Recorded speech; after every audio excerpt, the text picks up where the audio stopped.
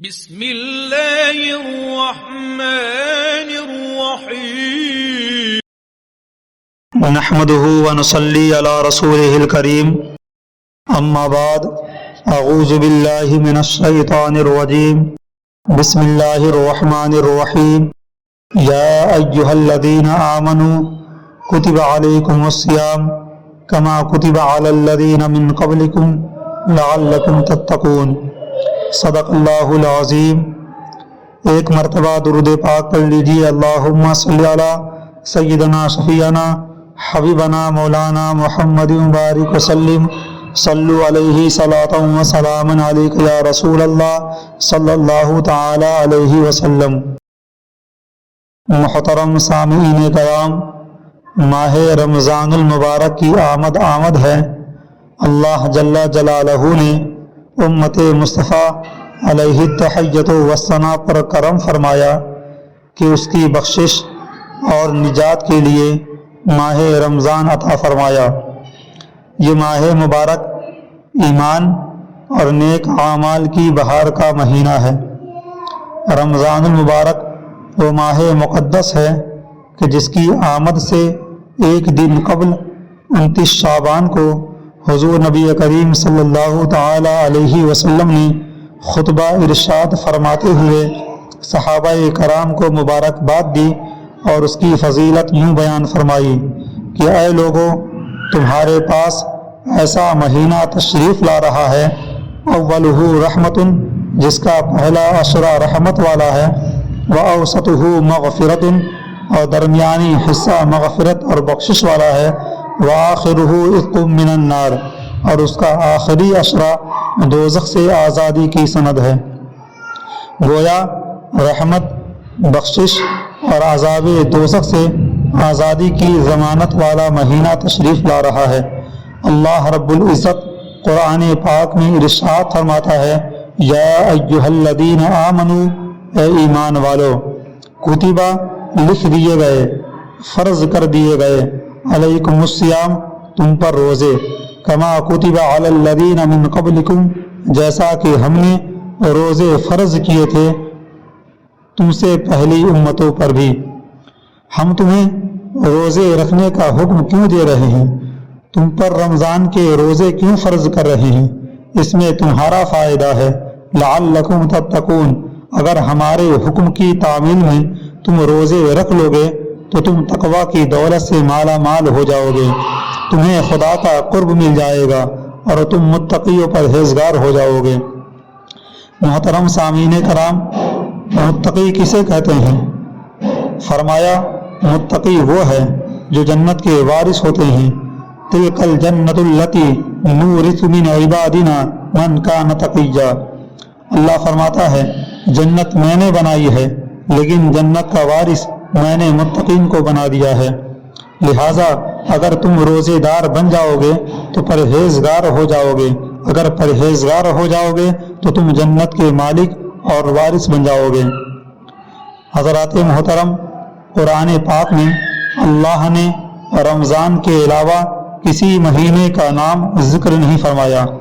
صرف اس ماہ مقدس کو یہ شرف حاصل ہوا کہ اللہ تبارک و تعالیٰ نے قرآن میں اس کا نام لیا اور فرمایا، شہر رمضان الذی انزل فیہ القرآن، رمضان وہ مہینہ ہے جس میں قرآن اتارا گیا۔ رمضان روزے کا مہینہ بھی ہے اور قرآن کا مہینہ بھی۔ رمضان رمضوں سے بنا ہے، رمض کے معنی جلانا ہے، تو رمضان کے معنی جلا دینے والا ہوا۔ اس مہینہ کو رمضان اس لیے کہا گیا کہ یہ مہینہ گنہگاروں کے گناہوں کو جلا دیتا ہے اور انہیں متقی پرہیزگار بنا دیتا ہے۔ محترم سامعین کرام، یہ سارا مہینہ رحمتوں اور برکتوں کا مجموعہ ہے۔ یوں سمجھے، رحمتیں، برکتیں اور بخششوں کا سیزن آ گیا ہے۔ محنت تھوڑی کرو، نفع زیادہ پاؤ، کام تھوڑا کرو، اجرت زیادہ لو، ایک نیکی کرو 70 گنا ثواب لو، ایک نفل پڑھو، ایک فرض کے برابر ثواب لو، ایک فرض پڑھو 70 فرضوں کا ثواب لو۔ حدیث قدسی میں اللہ تعالی فرماتا ہے فالحسنۃ بعشر امثالها الی 700 ضعف، اگر میں چاہوں گا تو تمہارے اخلاص کے مطابق تمہاری نیکیاں 70 گنا سے 700 گنا کر دوں گا، اور اگر میرا دریائے رحمت موج میں آ گیا تو 700 کو 2 گنا کر دوں گا، اور اگر تمہارا اخلاص مجھے پسند آ گیا تو تمہیں بغیر حساب کے اجر دے دوں گا، اور اگر کسی بندے کا جذبہ دل فزوتر ہو گیا تو میں بے حجاب اس کو اپنا دیدار بھی کراؤں گا۔ یہ ہے رمضان مبارک کے وعدے۔ معزز سامعین کرام، بندہ جب کوئی عمل کرتا ہے تو فرشتوں کو اس کے اجر کا پہلے ہی علم ہوتا ہے، جیسا عمل بندہ کرتا ہے اسی کے مطابق اس کا ثواب لکھ دیا جاتا ہے۔ رجسٹر کرامن کاتبین کے پاس موجود ہیں، وہ لکھتے جاتے ہیں۔ بندہ نماز پڑھے فرشتے لکھ لیتے ہیں، حج کرے، زکوٰۃ دے، کوئی نیکی کرے فرشتے اس کی ہر نیکی لکھ لیتے ہیں۔ اسی طرح اگر کوئی بدی کرے تو بدی بھی لکھ لیتے ہیں، لیکن جب کوئی بندہ روزہ رکھے اور روزہ مکمل کرے تو جب فرشتے اس کے اجر کو لکھنے کا ارادہ کرتے ہیں تو اللہ تعالیٰ فرماتا ہے فرشتوں کیا میرے بندوں کے لیے ثواب لکھنے لگے ہو؟ فرشتے عرض کرتے ہیں ہاں مولا۔ خدا کہتا ہے اے میرے فرشتوں ٹھہر جاؤ، باقی ساری عبادات کے اجر تم نے لکھے مگر روزہ دار کا اجر خود میں دوں گا۔ فرشتے پوچھتے ہیں یا اللہ اس کی حکمت؟ اللہ فرماتا ہے یہ روزہ دار میرے صابر بندے ہیں، میری رضا کے لیے انہوں نے کھانا چھوڑا، پینا چھوڑا، خواہشات نفس کو ترک کیا، گناہ چھوڑے، انہوں نے زبان کا روزہ رکھا، کان کا روزہ رکھا، آنکھ کا روزہ رکھا، اعضاء کا روزہ رکھا، برائی کی طرف نہ گئے، نیکیوں کی طرف آئے، سچ بولتے رہے، قرآن پڑھتے رہے، ذکر کرتے رہے، صبر کرتے رہے۔ اب میں انہیں روزے کا اجر حساب کر کے نہیں دوں گا بلکہ انما یوفی الصابرون اجرہم بغیر حساب، صبر کرنے والے کو بے حساب اجر دوں گا۔ فرشتے عرض کرتے ہیں مولا پھر بھی کتنا اجر دے گا؟ اللہ رب العزت حدیث قدسی میں فرماتا ہے فَإِنَّهُ لِي وَأَنَا أَجْزِي بِهِ، اس نے میرے لیے روزہ رکھا اور روزہ رکھ کر میری صفت اپنائی۔ میں خدا ہوں، نہ کھانا اور نہ پینا یہ میری صفت ہے۔ نمازی جتنی چاہے نمازیں پڑھے وہی نمازی کہلائے گا، میں نماز سے پاک ہوں۔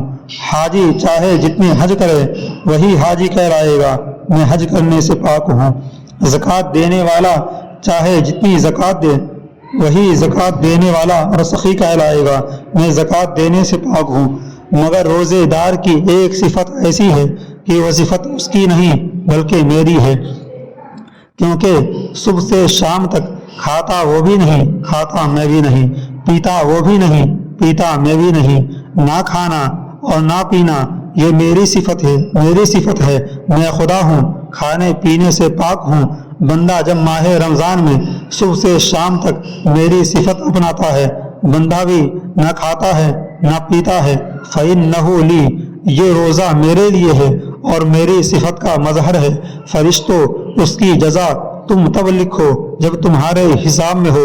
انا اجزی بہی، روزے کی جزا میں ہی جانتا ہوں اور میں ہی دوں گا۔ فرشتے عرض کرتے ہیں مولا تو روزے دار کو کیا جزا دے گا؟ تو روزے دار کو کیا جزا دے گا؟ اللہ فرماتا ہے جو بھی دوں تمہیں کیا۔ حضرات محترم جانتے ہیں کہ روزے کی جزا کیا ہے؟ اللہ کے عاشق مردان فقیر اولیاء کرام سمجھ گئے اور اس راز تک پہنچ گئے۔ انہوں نے کہا اس حدیث قدسی کو اگر دوسرے طریقے سے پڑھا جائے تو مسئلہ سمجھ میں آ جاتا ہے کہ روزے دار کی جزا کیا ہے۔ صوفیاء کرام فرماتے ہیں کہ اس حدیث کو اگر یوں پڑھا جائے فَإِنَّهُ لِي وَأَنَا أُجْزَىٰ بِهِ تو معنی یہ ہوگا کہ اللہ فرماتا ہے کہ روزہ میری صفت ہے اور اس کی جزا میں خود ہوں۔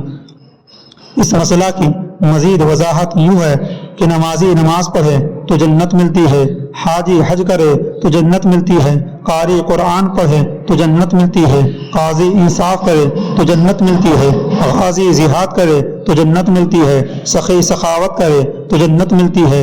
مگر جب روزہ دار روزہ رکھے تو اسے جنت والا ملتا ہے۔ روزہ رکھنے والوں تمہیں مبارک ہو، کتنی مبارک بات دوں کہ روزے کا صلہ کیا ہے، سن لو، یقین کر لو، بے خود ہو جاؤ، مست ہو جاؤ، روزے کا صلہ خود خدا ہے، روزہ دار کو خدا مل جاتا ہے، اور اس سے بڑی دولت ایک مسلمان کے لیے کچھ بھی نہیں ہو سکتی۔ وما علینا الا البلاغ۔ السلام علیکم۔